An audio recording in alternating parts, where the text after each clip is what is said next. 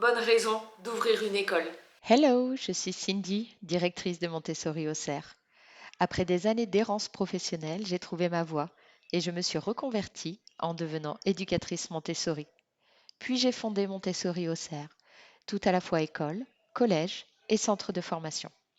Depuis 7 ans, j'accompagne parents et professionnels dans leur découverte pédagogique et j'aide désormais les créateurs d'écoles à réaliser leurs rêves.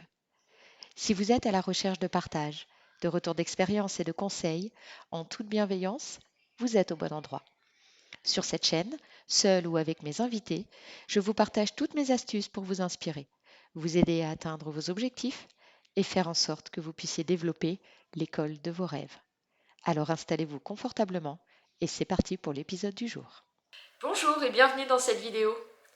Aujourd'hui, je vais vous donner 3 bonnes raisons d'ouvrir une école. Et je vais vous prouver que c'est possible en me basant sur 3 écoles déjà ouvertes et qui utilisent ces bonnes raisons dans leur projet pédagogique. Allez, sans plus attendre, c'est parti pour la première bonne raison. Si vous trouvez que l'enseignement des langues vivantes est insuffisant aujourd'hui dans le système traditionnel, si vous pensez que sans maîtrise de l'anglais, nos enfants n'ont aucun avenir, alors le bilinguisme est fait pour vous. C'est une option à prendre en compte. Sur les 108 écoles créées à la rentrée 2023, 26 étaient des écoles bilingues ou multilingues, dans tous les cas internationales. Et cette tendance se maintient déjà depuis plusieurs années. Cette tendance est particulièrement présente dans les écoles Montessori qui proposent un enseignement bilingue français-anglais. À noter que dans les lycées, il y a de plus en plus d'établissements qui proposent le bac international. Prenons l'exemple de l'Union School. Sa fondatrice, Barbara Baudry-Dasson, ancienne avocate, nous explique ceci. Cette école est le fruit d'une réflexion totale sur la notion d'excellence au sein d'un établissement réellement bilingue. Les enfants suivent 17 heures de cours par semaine en immersion complète. Elle poursuit ainsi. Nous enseignons le double cursus français-anglais en suivant à la fois le programme de l'éducation nationale et le curriculum anglais. L'accomplissement tant personnel qu'académique des enfants est notre priorité. En combinant les dernières avancées en sciences cognitives au meilleur de la pédagogie internationale, nous avons imaginé une école où l'on apprend sereinement à être soi pour s'épanouir dans le monde de demain. Dans cette école, les enfants ont 17 heures de cours en immersion anglaise. Pour rappel, en éducation publique, dans les écoles publiques, il y a 24 heures de cours par semaine en primaire, ce qui fait un sacré ratio. Vous retrouverez dans la description ci-dessous le lien vers le site internet de l'Union School et l'interview complète de Barbara Baudry-Dasson sur le podcast de créer son école. Une deuxième bonne raison de vouloir créer une école est de s'intéresser aux besoins spécifiques des enfants. Ça peut être des troubles 10, de l'hyperactivité ou des enfants au potentiel. Les anglo-saxons qui reconnaissent ces besoins spécifiques depuis très longtemps les appellent special needs, besoins spécifiques.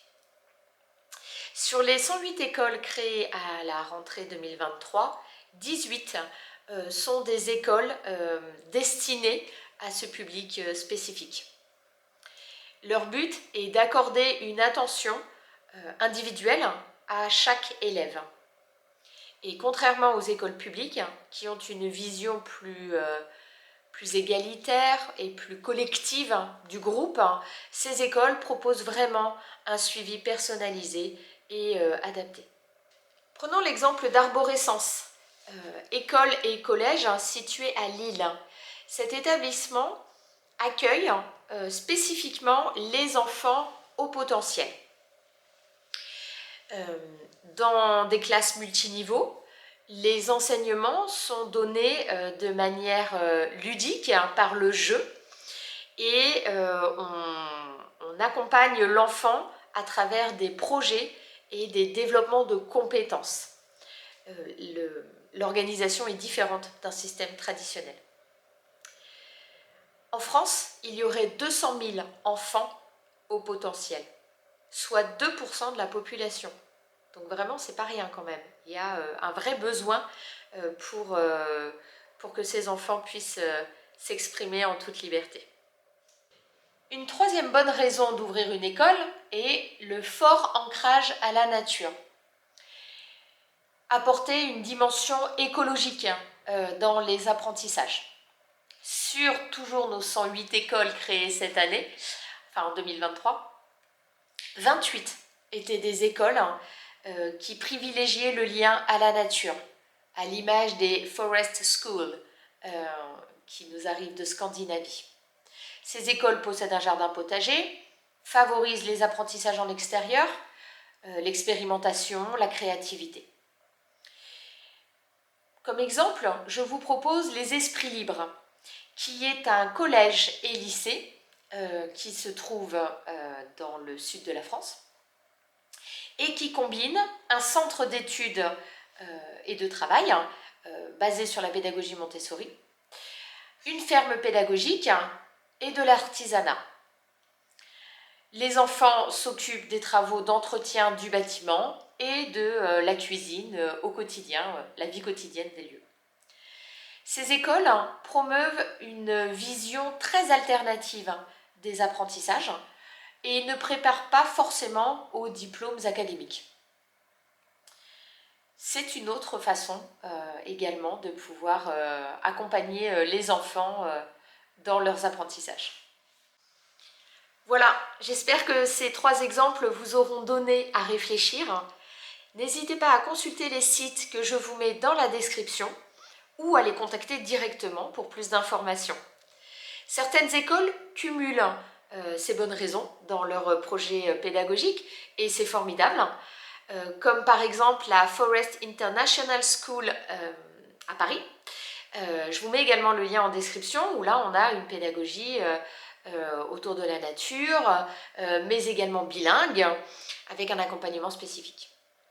Toutes les statistiques que je vous ai énoncées dans cette vidéo proviennent de la conférence de presse de l'association Créer son école qui accompagne les porteurs de projets. Je les remercie vraiment pour leur travail formidable. J'espère que cette vidéo vous aura été utile. N'hésitez pas à la liker. Je suis toujours à votre disposition pour répondre à vos questions. Et puis, on se retrouve très bientôt pour une prochaine vidéo. Je vous souhaite une bonne journée, une bonne après-midi, une bonne soirée, où que vous soyez. Portez-vous bien et à bientôt. Ciao, ciao!